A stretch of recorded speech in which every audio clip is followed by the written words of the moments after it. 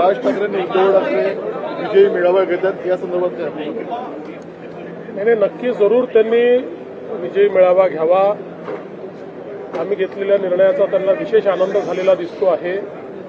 पण याच्या पाठीमागची भूमिका देखील त्यांनी लक्षात घेतली पाहिजे. कमिटी तयार करणारे ते, त्या कमिटीमध्ये आपल्या उपनेत्याला टाकणारे ते, त्या कमिटीचे रिकमेंडेशन की पहिलीपासनं 12वी पर्यंत हिंदी सक्तीची करा, कॅबिनेटमध्ये घेणारे ते, कॅबिनेटचा निर्णय करणारे ते, निर्णयावर सही करणारे ते, मिनिट्सवर सही करणारे ते, आणि आता विजय मेळावा घेणारे तेच. मला असं वाटतं मराठी माणसाला हे लक्षात येतं कोण दुटप्पी आहे. हे दुटप्पी धोरण आहे. आमचा विषय पक्का आहे. आम्ही समिती केली आहे.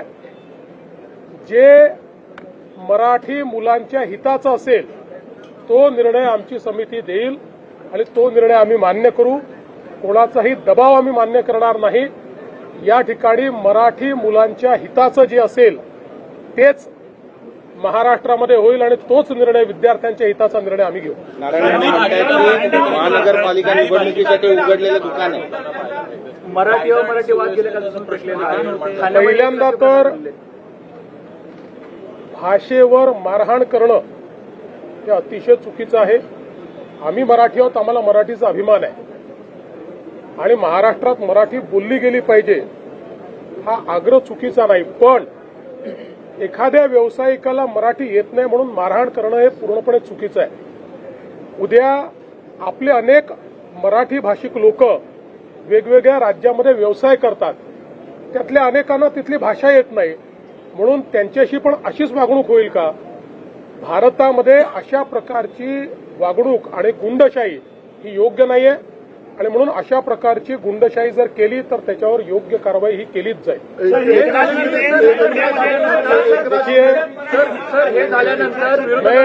मैं बहुत स्पष्ट शब्दों में बताना चाहता हूं, महाराष्ट्र में मराठी भाषा का अभिमान रखना ये कोई गलत बात नहीं है, लेकिन भाषा के चलते अगर कोई गुंडागर्दी करेगा तो इसको हम सहन नहीं करने वाले.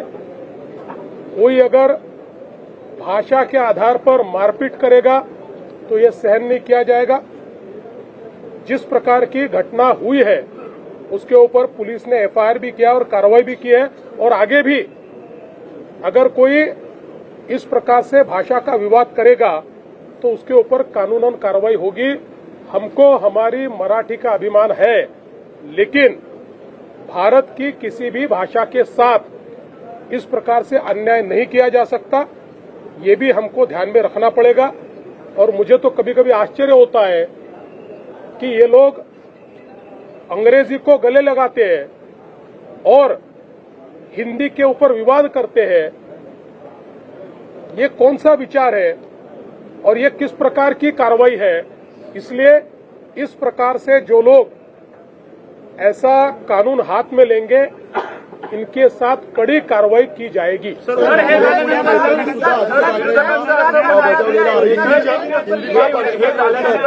असं म्हणणं आहे की हा वाद एकनाथ शिंदे यांनी जय महाराष्ट्र जय गुजरात म्हटले. व्यापाऱ्यांच्या वादाचा काय अर्थ आहे? काय व्यापाऱ्यांनी त्या ठिकाणी व्यापार करू नये? एखादा मराठी व्यापारी हा जर आसाममध्ये जाऊन व्यापार करत असेल आणि त्याला जर आसामी भाषा शिकायला वेळ लागला तर काय त्याला आसाममधल्या लोकांनी मारायचं? त्याच्यामुळे हे योग्य नाही आहे. अशा प्रकारे वागणं योग्य नाही. खरा अभिमान असेल ना तर मराठीची सेवा करा. खरा अभिमान असेल मराठी शिकवा. खरा अभिमान असेल क्लासेस चालू करा. खरा अभिमान असेल तर लोकांना मराठी बोलायला प्रवृत्त करा. आणि खरा अभिमान असेल आपल्या मुलांनाही मराठी शिकवा ना, मराठी शाळेत टाका ना. अशा शाळेत का टाकता जिथे मराठी ही तिसरी भाषा आहे? आणि महानगरपालिकेच्या अशा शाळा का सुरू करता की ज्या शाळेमध्ये स्पष्टपणे लिहिलंय मराठी तिसरी भाषा असेल? हे इकडे चालतंय आणि त्या व्यापाऱ्यांना मारताय. हे योग्य नाहीये.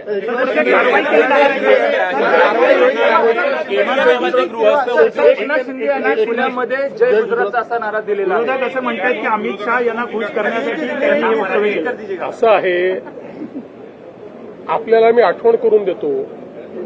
यापूर्वी एकदा चिकोडीला छत्रपती शिवरायांच्या पुतळ्याचं उद्घाटन करताना माननीय शरद पवार साहेब हे जय महाराष्ट्र आणि जय कर्नाटक म्हणाले होते. याचा अर्थ काय? त्यांचं कर्नाटकावर जास्त प्रेम आहे आणि महाराष्ट्रावर प्रेम नाही असं ठरवायचं का? आपण ज्यांच्या कार्यक्रमांमध्ये जातो त्यावेळी त्या संदर्भात आपण बोलत असतो. आता गुजराती समाजाच्या कार्यक्रमात गेल्यानंतर जे गुजरात म्हटलं म्हणजे आता एकनाथ शिंदेचं गुजरातवर प्रेम ठरलं आणि मराठीचं प्रेम कमी झालं आणि महाराष्ट्रावरचं प्रेम कमी झालं. इतका संकुचित विचार मराठी माणसाला शोभत नाही. मराठी माणूस हा वैश्विक आहे. याच मराठी माणसाने अटकेपार झेंडा नेलाय. याच मराठी माणसाने संपूर्ण भारताला स्वतंत्र केलेला आहे. संपूर्ण भारतातली मोगली सत्ता घालवण्याचं आणि दिल्लीवर भगवा झेंडा लावण्याचं काम या मराठी माणसांनी केलं आहे. आणि एवढा संकुचित विचार जर कोणी त्या ठिकाणी करत असेल तर चुकीचं आहे. असे मुद्दे भ्रष्टाचाराचे मुद्दे नसताना उपस्थित केले जात आहेत. विरोधकांजवळ मुद्देच राहिलेले नाहीत. त्यांचा लोकांशी टच देखील राहिलेला नाही. लोकांच्या मनात काय हे देखील त्यांना माहिती नाही.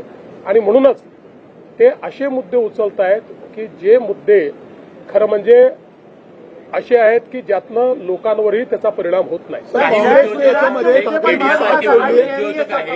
म्हणतात की महाराष्ट्रात राहूनही आम्ही मराठी शिकणार नाही. अशा व्यक्तींचं, अशा उद्योजकांचं काय करायचं? असं आहे की आपण महाराष्ट्रात राहिल्यानंतर मराठी शिकावी असा आग्रह करू शकतो पण दुराग्रह करू शकत नाही. मी उद्या तमिळनाडूमध्ये गेल्यानंतर कोणीही मला हा दुराग्रह करू शकत नाही की मी तमिळ शिकली पाहिजे. मला आवडते तमिळ भाषा, चांगली भाषा आहे, पण मला दुराग्रह नाही करू शकत कोणी. मला जर मराठीत बोलायचं तर मी मराठीत बोलीन, पण मला जर तिथे कोणी दुराग्रह करेल तर ते योग्य असेल का? आपण एका देशात राहतो, भारतात राहतो आपण. हे काही आपले बाजूचे भाषा आणि बाजूचे देश पाकिस्तान नाही आहे, बाजूचे राज्य हे पाकिस्तान नाही आहेत. एवढी संकुचित मनोवृत्ती मराठी माणूस ठेवू शकत नाही. सर, कांग्रेस ठाकरेंची साथ सोडण्यात गुजरात पर प्रेम है, उनको आप क्या जवाब देंगे? देखिए, मैं याद दिलाना चाहता हूं, इससे पहले भी चिकोड़ी में जिस समय छत्रपति शिवाजी महाराज के प्रतिमा का अनावरण हो रहा था उस समय आदरणीय शरद पवार जी ने जय महाराष्ट्र जय कर्नाटक कहा था. उसका अर्थ ये होता है क्या कि शरद पवार जी को कर्नाटक ज्यादा प्यारा है और महाराष्ट्र प्यारा नहीं है? हम लोग जहां जाते हैं वहां के लोगों को जो अच्छा लगता है ऐसी बात हम लोग करते हैं, सभी नेता करते हैं. अब गुजराती समाज में जाने के बाद जय महाराष्ट्र और जय गुजरात कहा तो मुझे लगता है कि इसमें इतना बवाल करने की आवश्यकता नहीं है. हम एक भारत के लोग हैं, हम सारे लोग भारतीय हैं. हमको पहला अभिमान महाराष्ट्र का होना चाहिए, पर इसका मतलब ये नहीं है कि दूसरे राज्यों के प्रति हमको कोई गुस्सा हो या उनके प्रति हमारा कोई तिरस्कार हो. और पाकिस्तान के प्रति तिरस्कार समझा जा सकता है, पर बाजू के राज्यों के प्रति तिरस्कार तो नहीं हो सकता है ना. इसलिए मुझे ये लगता है कि कहीं से भी इस वाक्य के माध्यम से शिंदे जी के महाराष्ट्र प्रेम पर अगर कोई प्रश्न चिन्ह लगाता है तो बहुत संकुचित विचार वो कर रहा है. काँग्रेसचे नेते उदित राज यांनी सुद्धा याचवरून आदित्य ठाकरेंना सुनावलंय की तुम्ही सातत्याने या भाषिक वादावरतीच राजकारण केलेलं आहे, तुमची मुलं मात्र इतर शाळांमध्ये शिकतात. काँग्रेसचे नेते उदित राज ते काय बोलले मला माहिती. नाना पटोले डर का माहौल है, उन्हें क्या कैसे आश्वासन देंगे? नाना की घटना के बाद कुछ लोग देखिए, मीरा रोड की घटना के तुरंत बाद एफआईआर भी दाखिल हुआ और कार्रवाई भी हुई है.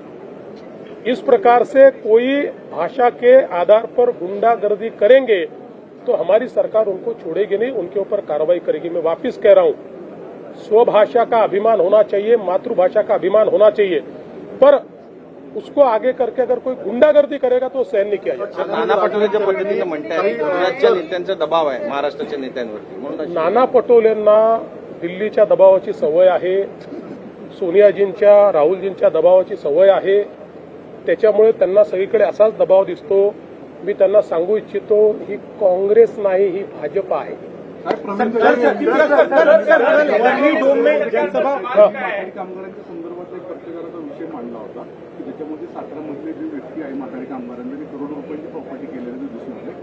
गोरगरिबांचे पैसे त्यामध्ये मोठ्या प्रमाणामध्ये घेतले गेलेले त्याची तक्रार सुद्धा दाखल झाली. इन्क्वायरी कशा स्वरूपात काय असेल ते असं आहे की आत्ता माझ्याकडे त्याची पूर्ण माहिती नाही, पण प्रवीण दटकेंनी जे मांडलेलं आहे त्याची माहिती घेऊन निश्चित असं कोणी केलं असेल तर त्याच्यावर कारवाई केली जाईल.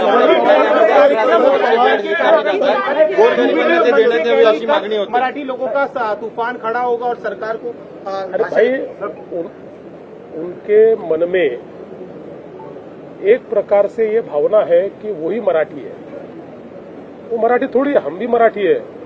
हमको भी मराठी चुनकर देते हैं. हमको जो इतने वोट मिले 51% मराठी लोगों ने वोट दिए है. इसलिए केवल वो मराठी नहीं है, उन्हें मन से संशय निकाल देना चाहिए. मराठी हमारे पीछे है और हमारे साथ रहेंगे. चर्चा करत होते 2014 मध्ये सुद्धा युतीमध्ये आणि 2016-17ला भाजप सोबत जाण्याचा निर्णय अंतिम टप्प्यात झालेला होता. सुनील तटकरे असं म्हणत आहेत आज. ते खरंच आहे. रुग्णालयामध्ये 11,500 बेड्स आहेत. सरकारची भूमिका अतिशय स्पष्ट आहे. शक्तीपीठ महामार्ग आम्ही करणार आहोत. या संदर्भात जे अडचणीचे मुद्दे आहेत त्या चर्चेतनं मार्ग काढणार आहोत. आणि आत्ता मी आपल्याला सांगतो की जे काही मला संकेत मिळत आहेत त्यात सांगलीपर्यंत तर जवळपास 60 ते 70% जागा बिना कुठल्या आंदोलनाची आम्हाला मिळेल. 20-30% जागेकरता आम्हाला थोडी चर्चा करावी लागेल आणि ज्या काही शंका आहेत शेतकऱ्यांच्या त्या आम्हाला दूर कराव्या लागतील, त्या आम्ही दूर करू. कोल्हापूरच्या संदर्भातली जी काही अलाइनमेंट आहे त्या संदर्भात आमचा कुठली बेस्ट अलाइनमेंट असेल असा आमचा प्रयत्न चाललेला आहे. कोल्हापूरमध्येही आता मोठ्या प्रमाणात लोक आम्हाला भेटत आहेत, जमीन घ्या म्हणून म्हणतायत, तशी निवेदनं देत आहेत. त्यामुळे शक्तीपीठ मार्ग हा काही देवेंद्र फडणवीस, एकनाथ शिंदे किंवा अजित पवार यांचा इगो सॅटिस्फाय करण्याकरता करायचा नाहीये. हा मार्ग मराठवाडा आणि राज्यातले सगळे दुष्काळी जिल्हे यांच्याकरता वरदान ठरणार आहे. मोठ्या प्रमाणात पर्यटनातनं रोजगाराची निर्मिती आणि जसं मी सांगितलं की शक्तीपीठ महामार्गामध्ये प्रत्येक 100 किलोमीटरमध्ये 500 ते 1000 शेततळी आम्ही तयार करणार आहोत. सगळ्या जेवढे नाले आहेत या नाल्यांना ब्रिजकम बंधारा आम्ही तयार करणार आहोत. त्यामुळे जलसंवर्धनाचा देखील हा महामार्ग असेल. मोठ्या प्रमाणात याच्यातनं सौर ऊर्जेची निर्मिती आम्ही करणार आहोत. त्यामुळे ग्रीन अशा प्रकारचा हायवे की ज्यातनं जो दुष्काळी भाग आहे या दुष्काळी भागाला मदत होईल. ज्यावेळी आम्ही समृद्धी महामार्ग केला याच्यापेक्षा जास्त विरोध लोकांनी केला आणि लोकांपेक्षा नेत्यांनी केला, पण आज ते सगळे समृद्धी महामार्गावर प्रवासही करतात आणि समृद्धी महामार्गाची त्या ठिकाणी प्रशंसाही करतात. त्यामुळे कुठलंही नवीन काम हातामध्ये घेतलं तर लोकांमध्ये गैरसमज असतात, त्यामुळे त्याला विरोध होतो. पण विरोधाकरता जर आपण या ठिकाणी सगळे इन्फ्रास्ट्रक्चर प्रोजेक्ट बंद केले तर महाराष्ट्राचा कधीच विकास होणार नाही. त्यामुळे लोकशाहीमध्ये ज्याला अधिक लोकांचा पाठिंबा आहे ती गोष्ट ही केली पाहिजे आणि या महामार्गाला अधिक लोकांचा पाठिंबा आहे. काही राजकीय लोक हे जाणीवपूर्वक राजकारण आणून त्याच्यामध्ये वेगळ्या प्रकारे त्याला नेण्याचा प्रयत्न करतायत, पण जनता आम्हाला साथ देईल.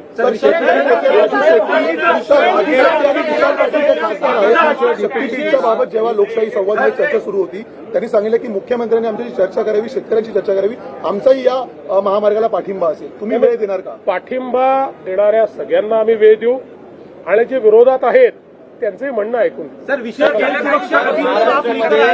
जेवढे खासगी रुग्णालय कह रहे हैं कि हम इसका विरोध करेंगे, आप जनता की स्वतंत्रता पर आघात करने वाले इस बिल के जरिए. देखिए, अब इसको जो विरोध है ये केवल राजनीतिक विरोध रहा है, क्योंकि जो ज्वाइंट सिलेक्ट कमेटी है इसमें क्लॉज बाय क्लॉज इसके ऊपर चर्चा हुई और कुछ भी ऑब्जेक्शनेबल उसमें कोई निकाल नहीं पाया.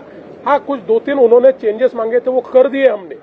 इसलिए अब ज्वाइंट सिलेक्ट कमेटी ने एक मत से दिया है. एक भी ज्वाइंट सिलेक्ट कमेटी में इसका जो रिपोर्ट आया है उसमें एक भी डिसेंट नोट नहीं है. There is no dissent note. इसलिए हम लोग इसको लाएंगे और इसको मंजूर करेंगे.